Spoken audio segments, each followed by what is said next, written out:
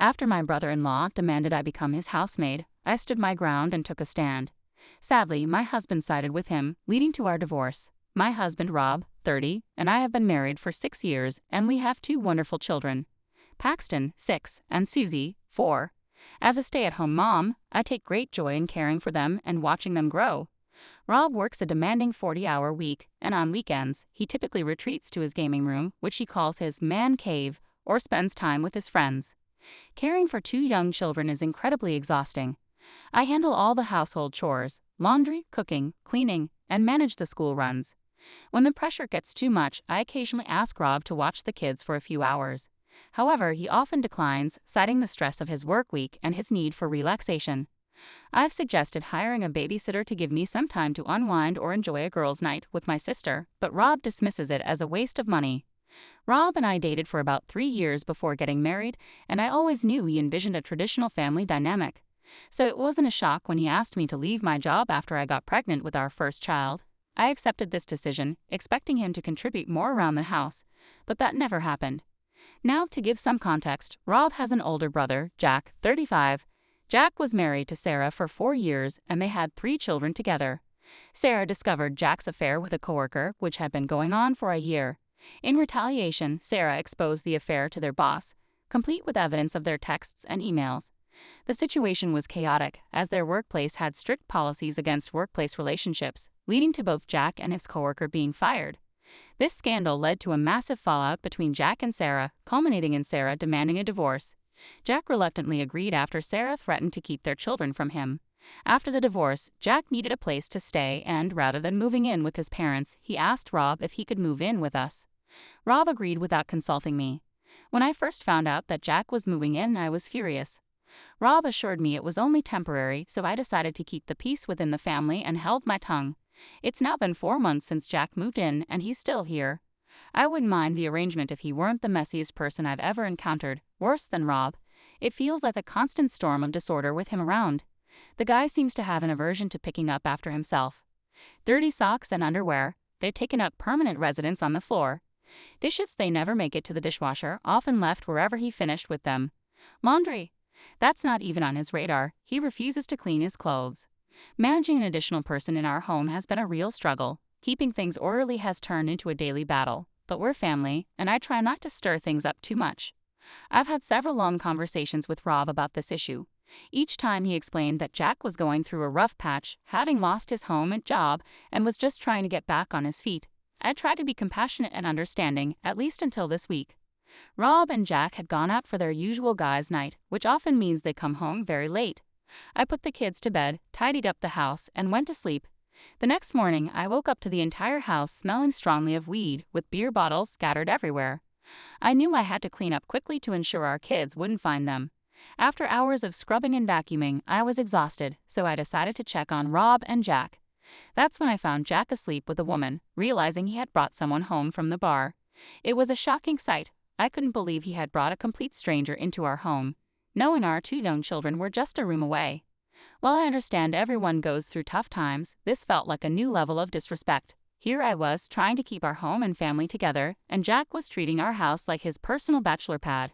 I was at my breaking point. I was so upset that I woke Rob to discuss the situation. He just laughed and dismissed it, saying his brother needed to have some fun after the divorce. At this point, I was furious and started shouting at Rob, insisting that he needed to talk to his brother or I would. I wanted Jack out of our home immediately. I made it clear that this was our home, and with children to consider, a chaotic, party-filled atmosphere was not an option for them to have a stable life. Rob seemed to understand, and I assumed he would address the issue with his brother, but after 3 long days, Jack continued to disrupt our home. It became clear that Rob wasn't going to handle the situation, so I knew I had to step up for our family. I decided to send the kids to my parents for the day to have an open conversation. I put a lot of effort into preparing a big lunch, hoping it would set a positive tone for our discussion. As we sat down to eat, I told Jack that it had been several months since he moved in, and it was time for him to find a new place to live. I explained that while I understood this was a difficult conversation, it was necessary because I was tired of taking care of him. I could see the anger rising in Jack's eyes. He furrowed his brow and clenched his fists, clearly upset. He let out an exasperated sigh before responding, "You can't just kick me out like this. I've got nowhere else to go," he protested, his voice filled with frustration. I tried to remain calm but firm, explaining that while I understood he was going through a tough time, the current situation wasn't sustainable. It was challenging to find the right words while trying to stay composed, especially with Rob sitting there, completely silent and unhelpful. I explained how exhausted I was juggling my responsibilities as a mother, taking care of the kids, and now also hosting him in our home for the past couple of months. It was becoming increasingly difficult, and I believed it would be best for everyone if he moved out and continued enjoying his single life elsewhere. I assured him that he was always welcome to visit us on weekends. Jack's frustration seemed to reach its peak. His face turned a deep shade of red as he shouted, "You know what? You could at least act like a good sister-in-law and help me out. If not, you can be my housemaid, and I will pay you." His words hit me like a ton of bricks. I glanced at Rob, who looked equally shocked. I turned to Jack, and as much as I wanted to respond with some choice words for trying to treat me like his housemaid, I had a sudden wicked idea. I forced a polite smile and replied, "Sure, Jack. If you're ready to pay me, I can be your housemaid." Rob started to interject, but I raised a hand to silence him. If he hadn't helped before, I didn't need his help now. Jack's expression shifted from anger to surprise. I continued, "You know, I think it's a brilliant idea. I will be your housemate for a fair wage, as long as you don't have your parties and bring strangers into our house." Jack agreed readily, while Rob's eyes widened in confusion. I resumed eating silently, plotting my plan to teach Jack a lesson he would never forget. Over the next few days, I took on all the housework, keeping my promise to be Jack's housemate. I didn't complain, knowing I had a plan in mind and just needed to bide my time. I started making accidental mistakes.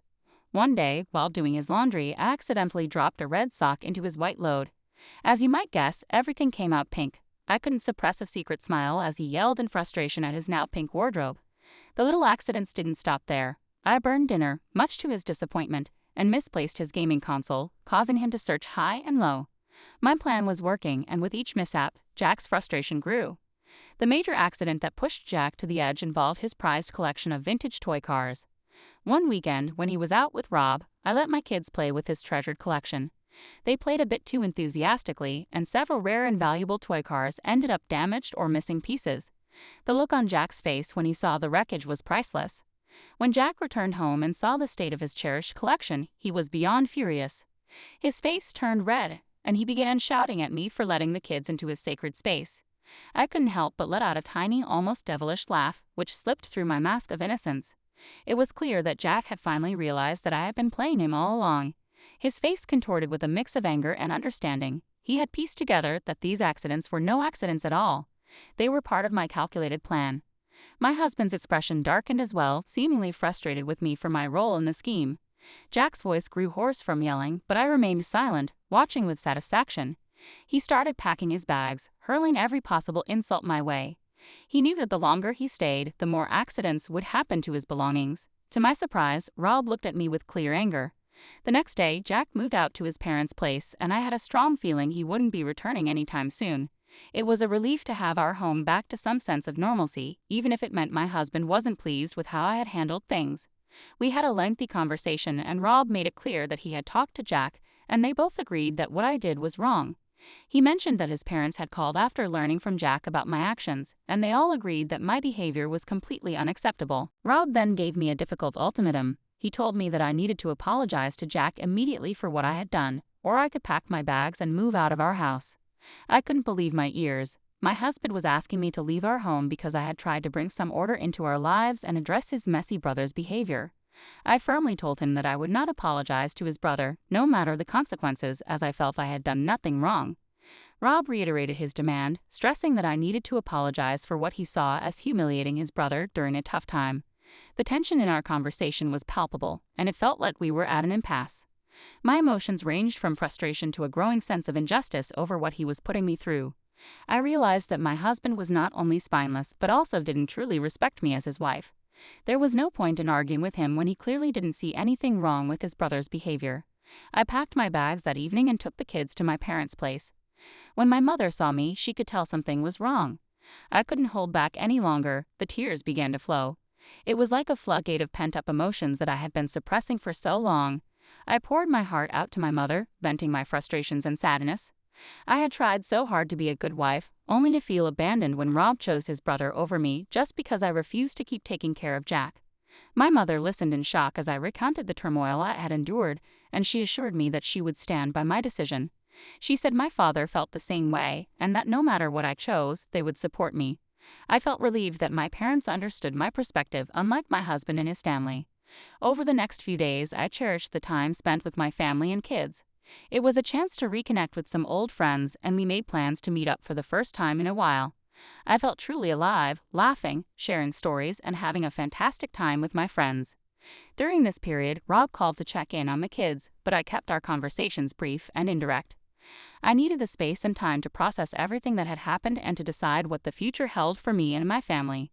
The respite from the constant turmoil was like a breath of fresh air, and I clung to the support of my loved ones as I contemplated my next steps. As the days went by, my kids started to notice a change in me. They could see how much happier I had become in such a short time, compared to the years I had spent in my marriage to Rob. Their innocent observations mirrored the truth I was beginning to accept. With newfound clarity and determination, I made a life-changing decision. It was time to step out of this tumultuous marriage for the sake of my well-being and my children's happiness. I talked with my parents and reached out to a divorce lawyer to begin preparing the necessary documents. Today, I mustered the courage to ask Rob to meet me for lunch. He agreed readily, likely thinking this meeting was about an apology or reconciliation. I was nervous, but I knew it was time to take control of my life. As we sat down, Rob seemed genuinely pleased to see me and mentioned that the house had become a complete mess in my absence. He expressed how much he missed having me around to clean up after him. I couldn't believe how immature he sounded, showing no remorse for the unfair ultimatum he had given me. Without uttering a word, I handed him the divorce papers, my silent declaration of my decision to end our marriage. Rob looked shocked as he stared at the papers, unable to believe what I had done. He began to speak, likely in protest, but I couldn't bear to listen any longer. I rose from my seat, a surge of determination coursing through me. I was done letting him dictate my life and make choices that left me feeling unheard and unfulfilled. Since returning home, I've been bombarded with messages and calls from Rob and my in-laws. They are furious about my decision to end the marriage and are demanding that I apologize to Jack to prevent things from escalating further. I reiterated to them that I stand by my actions, teaching Jack a lesson he won't forget and ending my marriage with Rob due to an ultimatum that felt unjust and controlling. Update 1. I was not expecting this to gain as much traction as it did in just a few days, but thank you all for the replies. The overwhelming positive response to my decision to divorce Rob has confirmed that I made the right choice. Rob has continued his attempts to persuade me to change my mind, and my in-laws are equally adamant in their disapproval of my decision. I've received various messages from Rob, ranging from apologies to accusations of not being a good wife. He even had the audacity to accuse me of cheating, which I found rather comical. He's gone so far as to threaten to take our children away if I go through with the divorce. I am keeping my cool and following my lawyer's advice by documenting everything. I know his lazy ass won't be able to take care of the kids on his own, especially with his divorced brother in the picture, and my in-laws are already overwhelmed. Amidst all this, Jack sent me a long message insisting that I should apologize to him so he could talk to Rob and make everything right. He mentioned that he didn't understand why I was overreacting so much, considering I had agreed to be his housemate in the first place. I found his delusions laughable and replied that I would never apologize when I hadn't done anything wrong. I was furious as I added that I was glad he was broke and living with his parents in his 30s. I then blocked him after sending the message, chuckling at the thought of how angry he must have been after reading it but being unable to reply. My plan now is to keep my head down and redirect my time and energy toward my family. My kids are adjusting well, and they seem genuinely happy living with my parents. It's heartwarming to see my dad taking them to the park and playing with them every evening after school. On weekends, we have family movie nights, huddling together on the couch, sharing popcorn, and rewatching our favorite movies. Seeing my children laugh and enjoy time with their grandparents is my glimmer of hope during these tumultuous times. It's a solace knowing they're finding happiness and support from my parents in this new chapter of their lives. I know the journey ahead remains marked with uncertainty, and I am mentally preparing myself for what's to come. Update 2 Today, unexpectedly, my husband's family, along with Rob, showed up at our doorstep, and things quickly got messy. My parents escorted them to the living room while we sent the kids upstairs to talk freely. His parents didn't hesitate to start complaining about how I was trying to ruin their son's life. Rob stayed silent as his mother vented her grievances, insisting that he had provided for me and our children all his life, and now I was divorcing him for no reason. She argued that it was wrong of me to humiliate his brother Jack instead of being a good sister-in-law, so it wasn't a big deal that Rob wanted me to apologize to Jack. My dad interjected, asking them what my fault was in all this when it was their son who had refused to stand up for me and had given me an ultimatum. His parents began shouting, justifying that Rob's brother Jack was going through a difficult time. Thus, all I had to do was take care of him. They were red-faced, continuing to scream that I could apologize and make things right for their son so they could move past the situation. My dad, undeterred by their yelling, asked if it was fair for Jack to have called me a housemate. He mentioned that just because I was married to Rob didn't mean I had to take care of his brother as well. My dad pointed out that they should have taken care of their own son after his divorce instead of expecting me to pick up after him. He told them that their son's inability to become a better man was why his wife had divorced him. This seemed to silence them. My parents reiterated their support for my decision to divorce Rob, emphasizing that they stood firmly by my side. Throughout the entire ordeal, Rob didn't say a word. He just sat there, looking embarrassed. My mother firmly told them to leave our house, making it clear that they were not welcome to return unless they wanted us to involve the police. As they departed, I felt an overwhelming sense of gratitude for my parents' unwavering support. I don't know what I would have done without them standing up for me in front of his parents. I reached out to my lawyer after the incident, expressing my desire to expedite the divorce proceedings if possible. The events and conversations today have made it clear that there is no point in delaying the inevitable. It's a heavy realization to come to terms with, knowing that after investing so many years of my life in this marriage, it seems to have amounted to nothing. Despite this, I find solace in the fact that I have stayed true to my principles and stood up for what I believe in. I hope that my choice today serves as a positive example for my children one day, showing them the importance of never allowing anyone to mistreat or disrespect them under the guise of love or family. Update 3. It's been 6 months since my last update, and I'm pleased to announce that the court has officially granted our separation. The next step in this process involves our lawyers negotiating agreements on child custody, visitation rights, and the division of our assets. While many have expressed that my husband is in the wrong and I should cut him off completely, I don't see him as a bad person. I believe his upbringing and his parents' behavior played a significant role in shaping his character. In my view, his parents should have taught him to be more self-sufficient and considerate. For the sake of our children, I am committed to maintaining civility and harbor no resentment towards them. Surprisingly, my brother-in-law Jack reached out to me last month with an apology. I can't say for sure what prompted this change in him, but perhaps he finally realized the gravity of his actions, especially in treating me like a housemaid. He sent a lengthy apology by mail since I had blocked him on my phone. In his letter, he expressed his remorse for his behavior, attributing it to depression following his divorce. He acknowledged that he had always relied on his mother or wife to take care of household chores, and he had unfairly expected the same from me.